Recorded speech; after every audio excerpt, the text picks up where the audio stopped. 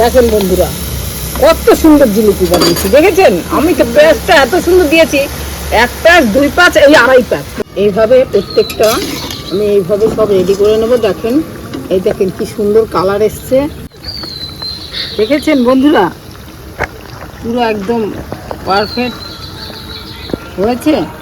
2.5 প্যাচ, পুরো 2.5 প্যাচের হয়েছে। 2-1টা ভালো হবে, আবার 2-1টা প্যাচ কুচি উল্টো পাল্টা হয়ে যাচ্ছে। পুরো কি সুন্দর হয়েছে। এটা সুন্দর হয়েছে না? এই দুটো সুন্দর। হ্যাঁ, সুন্দর হয়েছে কিন্তু মোটা হয়ে গেছে। নমস্কার বন্ধুরা, বং কুকিংয়ে আমি আজকে আবার একটা নতুন রেসিপি নিয়ে চলে এসেছি। কালকে আমাকে ইউটিউবের এক সাবস্ক্রাইবার কমেন্ট করেছে, কাকিমা উল্টো রথের একটা স্পেশাল কিছু ভিডিও দেখাও। আমি উল্টো রথের কি বানাবো বুঝে পাচ্ছি না। সোজা রথের দিন আমি পুরীর খাজা বানিয়েছিলাম, এখন উল্টো রথে কি বানাবো জানেন? জিলিপি বানাবো। জিলিপিটা আমি কি করে বানাবো আপনাদের সঙ্গে শেয়ার করছি। আপনারা প্রচুর কমেন্ট করবেন যে জিলিপিটা আমি বানাচ্ছি যে কিরকম লাগছে। পুরো ভিডিওটা দেখবেন বন্ধুরা, পুরো ভিডিওটা না দেখলে অনেক কিছু মিস করবেন। কিন্তু সবাইকে উল্টো রথের শুভেচ্ছা জানিয়ে আজকে আমি বানাচ্ছি জিলিপি, আপনাদের সঙ্গে পুরোটাই শেয়ার করব। দেখেন বন্ধুরা, আমি এখানে ময়দা নিয়ে নিয়েছি 250 গ্রাম। বেশি বানাবো না, 250 গ্রামই বানাবো, সময় নেই। এখন আবার রথ নিয়ে বেরোতে লাগবে। যেরকম আমি খাজাটা নিয়ে বেরিয়েছিলাম, প্রত্যেককে খাজা খাইয়েছি, এখন আমি এই উল্টো রথে রথ, মাসির বাড়িতে রথ আছে, সেই রথটা নিয়ে আমি, আমার বুনু, আমার বৌমা, আরও আশেপাশের কয়েকজন আছে, সবাই মিলে বেরোবো। আজকে আমি প্রসাদ দেব জগন্নাথ দেবকে জিলিপি।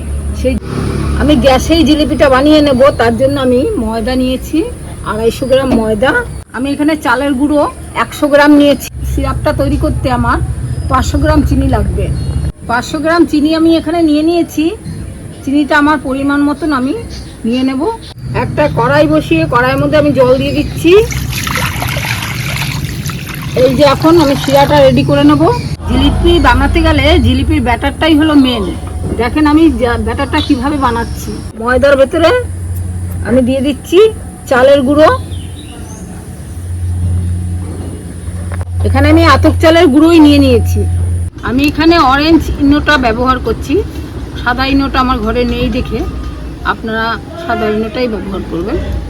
অরেঞ্জটা দিলেও হয়, কালার তো হবে। এই ইনো দিয়ে দিচ্ছি 1 প্যাকেট, লবণ দিয়ে দিচ্ছি 1 চিমটি, একটু ঘি দিচ্ছি স্বাদের জন্য আর মুচমুচা হওয়ার জন্য। ব্যাটারটা আগে মাখিয়ে দিচ্ছি। দেখেন প্রথমে আমি এইভাবে সব মিক্সড করে ময়ামটা মেখে নিচ্ছি। অল্প অল্প করে জল দিয়ে আমি ভালো করে মেখে নেব। যতটা ফাটাবেন ততই ভালো হবে।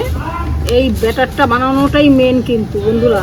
দেখেন এত মসৃণ হয়ে গেছে, আর আমার হাতে এই রকম ওঠে, এইরকম হাতে দেখাবে ব্যাটারটা, তবে আমার ব্যাটারটা একদম পারফেক্ট হয়ে গেছে। রেস্টে রেখে দেবো, ততক্ষণে আমি শিরাটা বানাই। কিন্তু এটা যতক্ষণ বেশি রেস্টে রাখবেন ততই ভালো হবে। 8 ঘন্টার জন্য ঢেকে রাখছি ব্যাটারটাকে, আর আপনার পারলে 1 ঘন্টা 2 ঘন্টা রাখলেও ভালো। 500 গ্রাম চিনি নিয়ে নিয়েছি।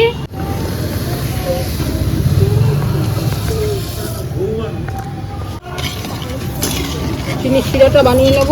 3টে এলাচ নিয়ে নিয়েছি, এলাচগুলো ফাটিয়ে দিয়ে দিচ্ছি। চিনি শিরাটা অনেকক্ষণ ধরে ফুটছে বন্ধুরা।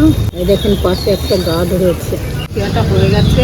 জিলাপির কালারটা যেরকম আসে সেই কালারটা আনার জন্য আমি একটু ফুড কালার দিয়ে দিচ্ছি, সামান্য ফুড কালার দিয়ে দিচ্ছি।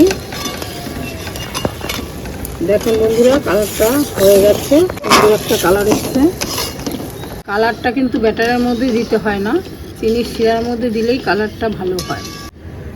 কালারটা দেখি আমার, দেখেন একটু ফুলে গেছে বেশ। ঘনটা এরকম, এই পর্যায়ে ঘনটা রাখতে হবে। আবার আমি একটু মেখে নিলাম। আমি একটা বোতল নিয়ে নিয়েছি, আমি একটা গরম শিক দিয়ে ফুটো করে নিয়েছি, এরকম একটা ছোট্ট ছিদ্র করে নিয়েছি।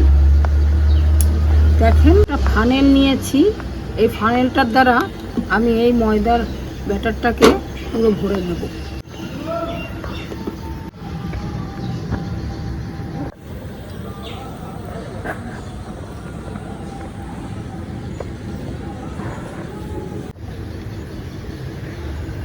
পুরোটা হলো না, এতটা ব্যাটার বেঁচে গেছে দেখেন। এবার আবার পরে ভরে নেব। 500 গ্রাম তেল একটা ননস্টিক কড়াই বসিয়ে নিয়েছি। জিলাপি বানানোর কড়াইটা একটু চ্যাপ্টা ধরনের হয়, আমি সেই জন্য ননস্টিক কড়াইটা আমার একটু এরকম ধরনের, তার জন্য ননস্টিক কড়াই বসিয়ে নিলাম।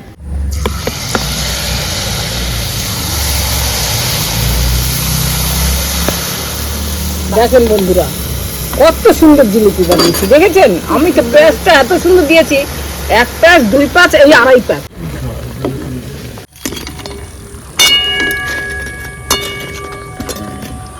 মিষ্টির দোকানে বা মেলাতে যারা জিলিপি বানায় তারা তো জিলিপির পারদর্শী, তারা একদম সবসময় জিলিপি নিয়ে থাকে। দেখেন এইভাবে আমি এবার রসটা শিরাটার মধ্যে এইভাবে ছেঁকে দিয়ে দিচ্ছি। তাও যা পেরেছি আস্তে আস্তে সব শিখে যাব। প্যাঁচটাই হলো অনেকটা কষ্ট, প্যাঁচ যারা পেশাদারি তারাই পারে, আমরা এই প্যাঁচটা দিতে খুবই অসুবিধা হবে। বানাতে বানাতে ঠিক শিখে যাব সবাই।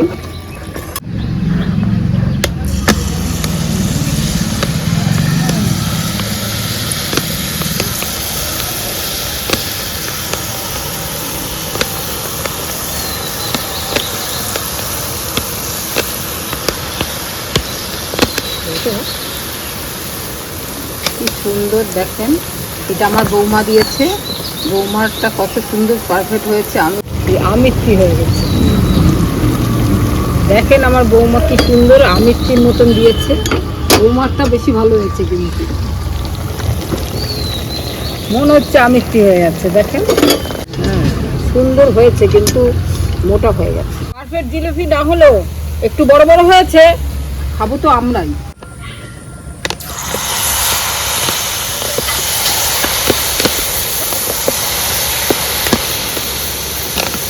দেখেছেন বন্ধুরা, দেওয়া মাত্র কত সুন্দর ফুলে যাচ্ছে, অসাধারণ জিলিপি হচ্ছে। কিন্তু যেরকম ফুলেছে সেরকম মচমচাও হয়েছে।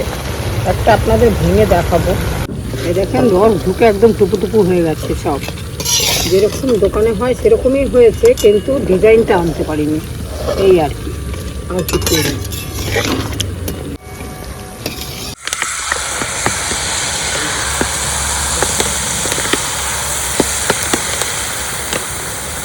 আমাদের পাড়ার বাচ্চারা চলে এসছে, সবাইকে একটা করে দিচ্ছি, নাও খাও, খেয়ে বলবা কেমন হয়েছে, খেয়ে বলবা। হ্যাঁ এই নে আয়। এই তো, তাছাড়া আমরা তো বেরাবো একটু পরে। খেয়ে বল সবাই। খুব সুন্দর হয়েছে ঠাম্মি। তাই তুমি কেমন খেলে? ভালো। ভালো লাগছে তোদের?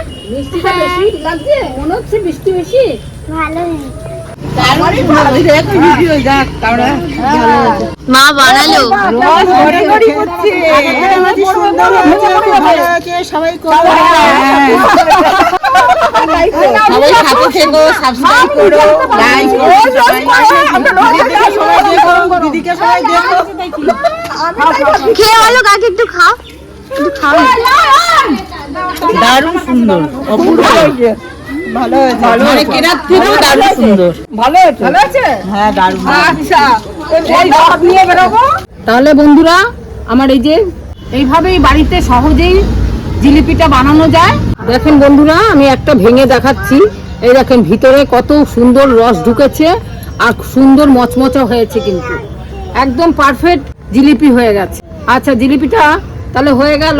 যেখান থেকে দেখছেন লাইক কমেন্ট শেয়ার করতে ভুলবেন না বন্ধুরা, সাবস্ক্রাইব করে পাশে থাকবেন। এই নাও প্রসাদ, নাও জিলিপি, দেখো তুমি বানিয়েছো? হ্যাঁ হ্যাঁ হ্যাঁ, খেয়ে বলো প্রসাদটা আমি বানিয়েছি। দেখো এই দেখো, তুমিও চলে এসেছো। নাও নাও নাও, তার জন্য সকালবেলায় সবাইকে দিচ্ছিলাম। দোকানের থেকেও ভালো হয়েছে। বাহ বাহ,